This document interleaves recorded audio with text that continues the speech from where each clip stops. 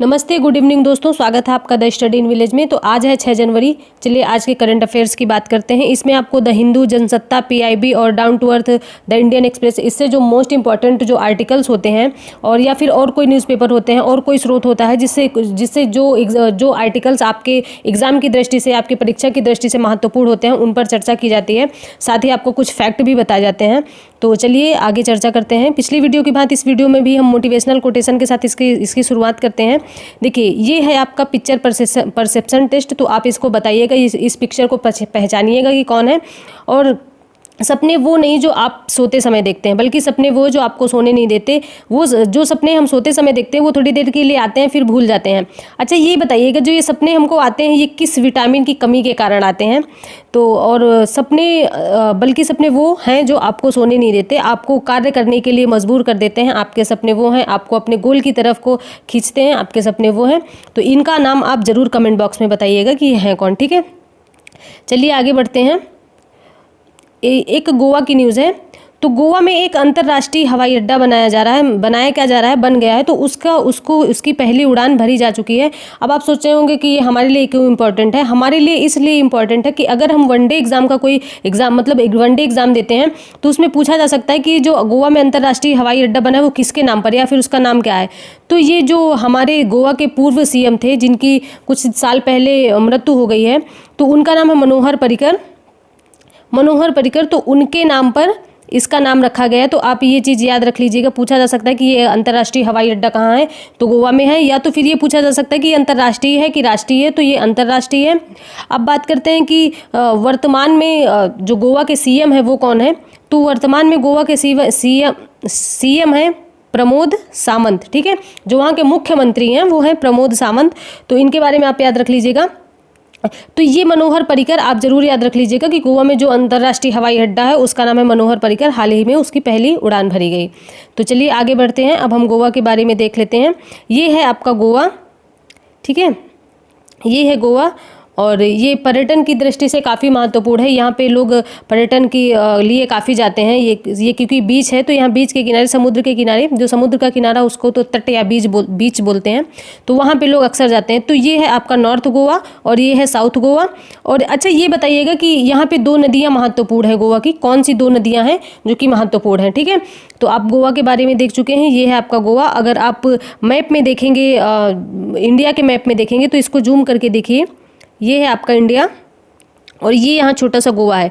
और एक क्वेश्चन ये भी बताइएगा आप कि ये जो गोवा हमको मिला था वो कौन सा ऑपरेशन के थ्रू मिला था और कब मिला था। ठीक है, तो ये चीज़ आप हमको बताइएगा कि ये जो गोवा है वो कब मिला था और कौन सा ऑपरेशन चलाया गया था। क्योंकि देखिए, अगर आप क्वेश्चन के आंसर देंगे तो आपको चीज़ें भूलेंगी नहीं। और हाँ, एक चीज़ और, जो बच्चा आप फर्स्ट मतलब कि सारे क्वेश्चन के आंसर देगा, उसका हर वीडियो में शुरुआत से, मतलब जब वीडियो शुरू होगी तो उसकी जो काबिलियत है वो बताई जाएगी कि आपने कितने क्वेश्चन के आंसर सही दिए, कम से कम आपने प्रयास तो किया।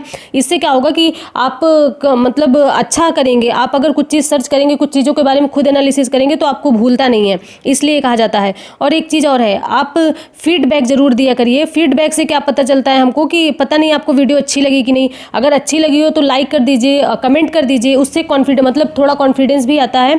और ये चीज़ होता है कि हाँ, आपके लिए कुछ और बेहतर करने का मन करता है। फिर मतलब मोटिवेशन मिलता है आपके कमेंट पढ़ के, आपके लाइक देख के, तो आपके लिए कुछ और बेहतर करने का मन करता है।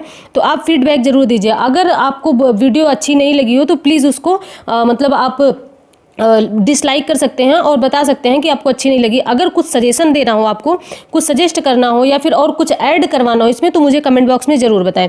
ठीक है, तो आप मुझे फीडबैक ज़रूर दीजिएगा लाइक या डिसलाइक के माध्यम से, ताकि ये पता चले कि वीडियो कैसी है।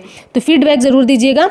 और जो बच्चा आंसर देगा, जो बच्चा सारे क्वेश्चन के आंसर देगा, उसका जो हम स्टार्टिंग करते हैं वीडियो में, उसका मतलब सारा स्क्रीनशॉट लगाया जाएगा कि आपने कितने बेहतर ढंग से आंसर दिए हैं। तो चलिए आगे बढ़ते हैं। आगे ये देखिए, ये हैं आपके मनोहर पर्रिकर, जो पूर्व सीएम है गोवा के। तो इनके बारे में आप याद रख लीजिएगा। और ये हैं आपके मनोहर पर्रिकर और ये हैं आपके वर्तमान सीएम, जिनका नाम है प्रमोद सावंत। ठीक है, तो वर्तमान सीएम भी आप याद कर लीजिएगा। चलिए, ये एक अगली न्यूज़ है। बिहार के नालंदा में जो बिहार का नालंदा जिला है, वहाँ पे एक खुदाई की गई है। मतलब आर्कियोलॉजिकल सर्वे ऑफ इंडिया ने खुदाई की है। तो वहाँ पे क्या निकला है कि बुद्ध की कुछ प्रतिमाएं निकली हैं, तो उनके बारे में बताया गया है कि कहाँ निकली हैं, तो बिहार के नालंदा में। अब बिहार में ही मिलेंगी क्योंकि बिहार बौद्ध धर्म के लिए काफ़ी महत्वपूर्ण पहले था और काफ़ी ज़्यादा इसको मगध साम्राज्य के नाम से जाना जाता था। तो ये चीज़ें इसके बारे में बताई गई हैं। तो चलिए अब हम बिहार के बारे में देख लेते हैं। ये है आपका बिहार। जो बच्चे बिहार का एग्ज़ाम देते हैं, बीपीएससी देते हैं, तो उनको ये सारा चीज़ मतलब रटा हुआ होता है। ये जो मैप है कहाँ से का कितना इसका क्षेत्रफल है, कितना क्या है, तो सब कुछ। तो आपका जो नालंदा है, देखिए ये है आपकी राजधानी पटना, ठीक है, इसको आप याद रखिएगा। ये है आपकी राजधानी पटना। और एक चीज़ और बताइएगा, यहाँ पे जो है देखिए ये है आपकी राजधानी पटना। और ये चीज़ बताइएगा कि जो यहाँ से गंगा नदी गुजरती है वो बिहार को 2 भागों में डिवाइड करती है। तो इससे कौन कौन से जिलों से होकर गंगा नदी गुजरती है, ये क्वेश्चन आप बताइएगा। इससे क्या होगा कि आप ये देखेंगे तो जब बीपीएससी का एग्ज़ाम देंगे तो आपको पता होगा, मतलब पता चल जाएगा, तो ये आपको रटना नहीं पड़ेगा तब। तो ये है पटना और ये है आपका नालंदा, बिहार शरीफ।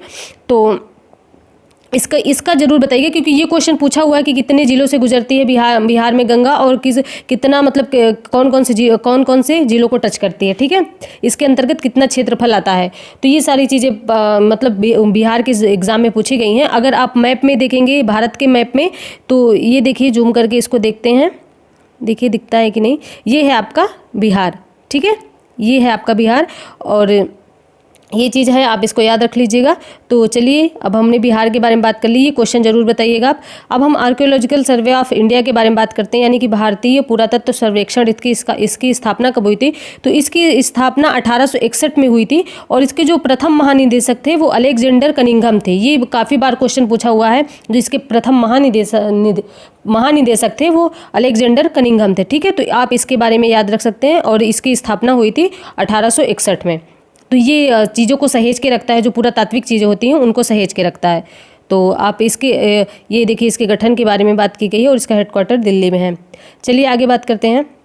आगे मोस्ट इंपॉर्टेंट न्यूज़ है, समुद्र में गहराइयों का, जो गहराई में खनिज छुपा हुआ होता है, कुछ समुद्री संसाधन छुपे हुए होते हैं, उनके बारे में जानकारी की जाएगी। तो कौन निकालेगा? तो समुद्रयान। देखिए इसको आप याद रखिएगा, समुद्रयान। इसकी क्षमता क्या है? ये 500 मीटर की गहराई तक जाएगा और मतलब इससे अधिक जा सकता है, लेकिन अभी ये हाल ही में 500 मीटर की गहराई तक जाएगा। और ये स्वदेशी जहाज विमान है, ठीक है। ये आप ये याद रख लीजिएगा, ये किसी देश के सहयोग से नहीं बनाया गया, भारत ने इसको खुद बनाया है। और किसके द्वारा बनाया गया? तो ये भी आप याद रख लीजिएगा, ये चेन्नई के नेशनल इंस्टीट्यूट, देखिए आपको दिखाते हैं, चेन्नई के national institute of ocean technology के द्वारा बनाया गया। तो आप ये याद रख लीजिएगा, चेन्नई का जो national institute of ocean technology है उसके द्वारा बनाया गया है। तो ये 500 मीटर की गहराई तक अंदर जा सकता है। और इसका जो स्वदेशी जहाज विमान ही स्वदेशी है, ये आप याद रख लीजिएगा। और इसका नाम क्या है? तो समुद्रयान नाम है। इसके अंतर्गत 3 लोग जा सकते हैं, ठीक है, इसके अंदर 3 लोग जा सकते हैं। और ये स्टील का बना हुआ है, ठीक है, गोलाकार आकार में। तो स्टील के गोलाकार आकार में बना हुआ है। चलिए इसको देख लेते हैं, इसकी इमेज ये है, ये देखिए, ये है आपका समुद्रयान। इसके अंदर 3 व्यक्ति जा सकते हैं और ये गोलाकार में बना हुआ है। तो चेन्नई के द्वारा बनाया गया है, इसको आप ये याद रख लीजिएगा। ये क्या करेगा, इसका काम क्या है? तो ये समुद्र के अंदर जाके संसाधनों का पता करेगा, जो खनिज संसाधन होंगे, जो मतलब समुद्री संसाधन होंगे, उनके बारे में पता करेगा। और ये समुद्रयान है, ये स्वदेशी समुद्रयान है, इसके बारे में भी याद रख लीजिएगा। स्वदेश में मतलब कि भारत के द्वारा ही निर्माण किया गया, किसी देश की सहायता नहीं ली गई है। तो चलिए अब हम लोग बात कर लेते हैं भारतीय विज्ञान कांग्रेस की। इसमें क्या है कि भारतीय विज्ञान कांग्रेस एक संस्था है, जो कि क्या इसका उद्देश्य क्या है? इसका उद्देश्य यह है कि बच्चों को मतलब वैज्ञानिक बनने के लिए उनको प्रोत्साहित करना, उनको वैज्ञानिक के लिए मोटिवेट करना, यही सब चीज़ें हैं इसके अंतर्गत। तो ये इसकी स्थापना 1914 में हुई थी। और ये इसकी देखिए उद्देश्य है विज्ञान को बढ़ावा देने हेतु। और इस संस्था का आरंभ भारत के महान वैज्ञानिक, शिक्षाविद, राजनेता से जुड़े रहे, ठीक है। तो सब इसमें महान वैज्ञानिक जुड़े रहे। तो इसकी स्थापना आप याद रख लीजिएगा। तो ये आपका भारतीय विज्ञान कांग्रेस है। चलिए आगे बढ़ते हैं, इसके बारे में आप देख ही चुके हैं, ये आपका एक मोस्ट इम्पॉर्टेंट न्यूज़ और भी है। हमारे यहाँ सारे धर्मों को अनुच्छेद 25 से लेके अनुच्छेद 28 तक धार्मिक स्वतंत्रता दे दी गई है मौलिक अधिकार के अंतर्गत, ठीक है। तो और इसी मतलब मौलिक अधिकार में ही आपको अभिव्यक्ति की स्वतंत्रता है, आंदोलन करने की स्वतंत्रता है शांतिपूर्वक। तो अभी जो जैन धर्म है वो आंदोलन कर रहा है, ठीक है। किस लिए आंदोलन कर रहा है, न्यूज़ में क्यों है? क्योंकि झारखंड में एक शिखर है जिसका नाम है सम्मेद शिखर, ठीक है। इसका नाम है सम्मेद शिखर या फिर पारसनाथ शिखर, ठीक है। तो आप ये याद रख लीजिएगा, झारखंड में है सम्मेद शिखर या फिर इसको बोलते हैं पारसनाथ शिखर। तो इस पे क्या किया जा रहा है कि जो जैन धर्म है वो दो ही स्थान को पवित्र मानता है, या तो अयोध्या को और या तो फिर वो सम्मेद शिखर झारखंड को। तो जो अभी झारखंड गवर्नमेंट ने क्या किया है कि झारखंड गवर्नमेंट ने सोचा कि वो जो उसकी सम्मेद शिखर है उसको पर्यटक स्थल घोषित कर दे। पर्यटक स्थल घोषित करने से वहाँ जो पर्यटक होते हैं वो लोग जाते हैं, इससे जो राज्य सरकार है उसकी इनकम में वृद्धि होती है। तो वहाँ पे जो राज्य सरकार ने कहा कि इसको पर्यटक स्थल घोषित कर दें। अब पर्यटक स्थल घोषित करने का मतलब है यहाँ पे बहुत सारे लोग जाएंगे, हर प्रकार के लोग जाएंगे, हर धर्म के लोग जाएंगे। और जैन ये नहीं चाहते, क्योंकि वो उनका एक बहुत मतलब भावनात्मक रूप से उनका जुड़ा हुआ स्थल है। क्योंकि यहाँ पे कहा जाता है जो जैन तीर्थंकर थे उसमें से दो तीन जैन तीर्थंकरों को छोड़कर बाकी सबको वहाँ पे मतलब संलेखना विधि के द्वारा किसी ने संलेखना विधि के द्वारा अपने प्राण त्याग दिए, किसी को वहाँ ज्ञान की प्राप्ति हुई। तो ये सारी चीज़ें यही बताई गई हैं।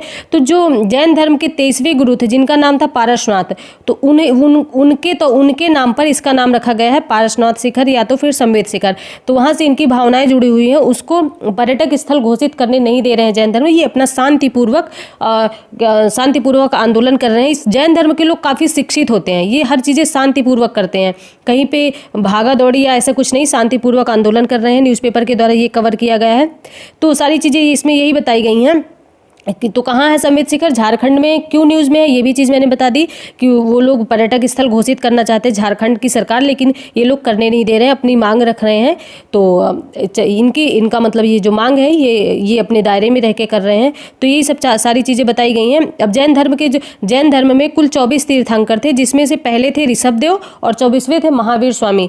इसमें संलेखना विधि के द्वारा इसमें मतलब मोक्ष की प्राप्ति होती है, मोक्ष की प्राप्ति इसमें संलेखना विधि के द्वारा होती है। संलेखना विधि क्या होती है, देखिए इसमें क्या होता है कि जो व्यक्ति होता है, जो जैन धर्म का व्यक्ति होता है, वो क्या करता है कि अपना अन्न और जल को त्याग देता है। वो अन्न और जल को त्याग देता है, फिर वो बिना अन्न जल ग्रहण किए जब उसकी मृत्यु हो जाती है तो उसको फिर कहते हैं मोक्ष की प्राप्ति हो गई, संलेखना विधि, यानी कि उसके सारी इच्छाएं मर गई। तो ऐसा ये कहा जाता है कि संलेखना विधि के द्वारा, इसको ही संलेखना विधि कहते हैं। आप ये बताइएगा कि एक हिस्ट्री में एक राजा हैं, कौन से राजा हैं जिन्होंने संलेखना विधि के द्वारा अपनी मतलब अपना मोक्ष की प्राप्ति की थी, और वो जैन धर्म से संबंधित है संलेखना विधि। और काफ़ी महत्वपूर्ण है, काफ़ी बार पूछा भी गया है। तो ये क्वेश्चन आप सर्च करके बताइएगा। चलिए आगे बढ़ते हैं। तो ये है आपका झारखंड, देखिए इस पर आपको दिख नहीं रहा होगा, ये कंपेयर करके दिखाया है कि इसका जूम करके ये दिखाया है, ये आपका झारखंड। यहाँ आपको पता चल गया होगा कि झारखंड कहाँ है। तो ये देखिए यहाँ पे है झारखंड। और ये बताइएगा मुझे, इसमें ये क्वेश्चन बताइएगा कि झारखंड कौन कौन से राज्य से टच करता है और ये किस राज्य से अलग होकर कब इसका गठन किया गया था, ठीक है। किस राज्य से अलग होकर कब इसका गठन किया गया था झारखंड का, तो ये चीज़ आप बताइएगा। और चलिए फिर आगे बढ़ते हैं। झारखंड, ये है झारखंड, इसकी राजधानी है रांची, ये है।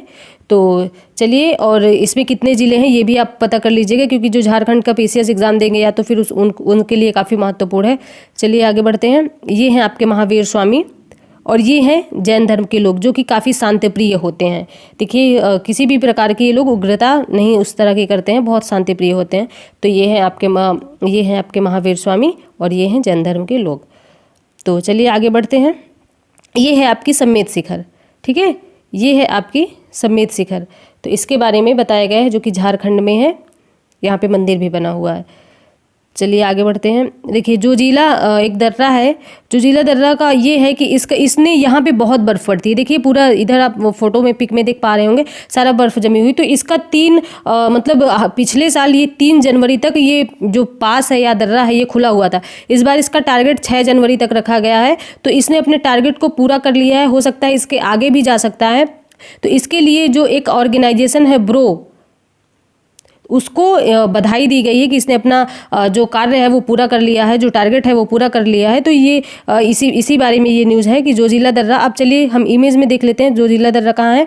तो ये देखिए, ये है आपका जम्मू कश्मीर का मैप और ये है आपका जोजिला दर्रा। ये किसके कौन कौन से नगर को जोड़ता है? तो श्रीनगर को लेह से जोड़ता है, ठीक है। और ये बारालाचा दर्रा है जो कि लेह को मनाली से जोड़ता है, ठीक है। तो आप याद रख लीजिएगा, जो जोजिला दर्रा है ये श्रीनगर को लेह से जोड़ता है। तो यहाँ पे यही बात की गई है और इसको एक ऑर्गेनाइजेशन है जिसका नाम है ब्रो, तो इसको काफ़ी ज़्यादा मतलब बधाई दी गई है कि आपने अपना टारगेट पूरा कर लिया, क्योंकि यहाँ पे बहुत बर्फ़ जम जाती है, गाड़ियाँ जम जाती हैं। तो उसने सिर्फ रास्ता साफ रखा है, बाकी बर्फ़ सारी जगह पड़ रही है। तो चलिए, ये है आपकी ब्रो बॉर्डर रोड ऑर्गेनाइजेशन जिसको हम बोलते हैं। इसकी स्थापना हुई थी 7 मई 1960 को, मुख्यालय नई दिल्ली में और अध्यक्ष हैं राजीव चौधरी, ठीक है।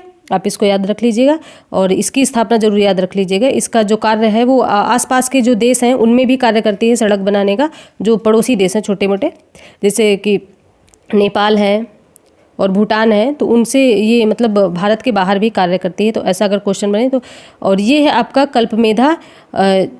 इसमें ज्ञान अभिमानी होता है, उसने बहुत कुछ सीख लिया। बुद्धि नम्र होती है, बुद्धि नम्र होती है, वह अभी मतलब अधिक कुछ जानती है। तो ये है आपका काउपर ने कहा था इसको। और ये आपके 2 क्वेश्चन हैं, इनके बारे में आप डिस्कस कर लीजिए, मतलब आंसर जरूर दीजिएगा इनका।